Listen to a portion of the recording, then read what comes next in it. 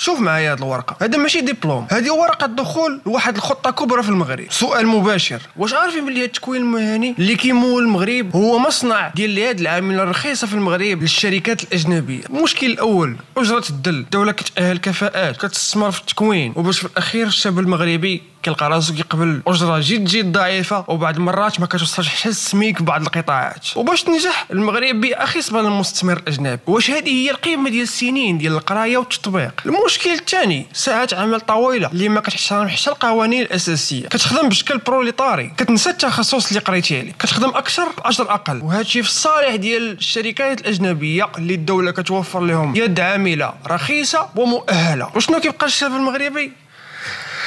الاحباط. هاد الدبلوم هذا هو اللي خصو يكون مفتاح العيش الكريم في المغرب، رجع هو اللي كيكرس الفقر المهني. ما خصناش نبحثوا على فرص العمل، خصنا نبحثوا على الكرامه في العمل. خص هاد الدبلومات ديالنا يكون عندها وقع عالي في المغرب، وتوفر الشاب المغربي بيئه مناسبه وعمل مناسب عنده دخل محترم باش يقدر يعيش ويبني به راسه. ولكن كاين حلول باش نغيروا هذا الوضع. خاص اولا مراجعه شامله لسلالم الاجور، مؤسسات التكوين المهني والشركات اللي كتخدم الخريجين. ثانيا تقويه دور النقابات والجمعيات المهنيه في الدفاع عن الحق الحد الادنى للاجور. وثالثا واللي هي اهم نقطه، ما تبقاش تستنى في الشركات يخدموك ولا يعيطوا لك، فاع السيفيات ونوض تعلم مهارات راسك. راه كاينين مهارات دابا في الانترنت اللي تقدر دير بهم دخل اضافي بما سهل عليك الله في شي خدمه. واخيرا هذا المشكل ديالنا كامل، الا كنتي مازال كتقرا في تكوين اولا تخرجتي، ما تنساش تقول لنا تحت في الكومونتير شحال كان اول صالير شديتي، وما تنساش تشارك فيديو مع اصحابك باش نوصلوا صوتنا. مع السلامه.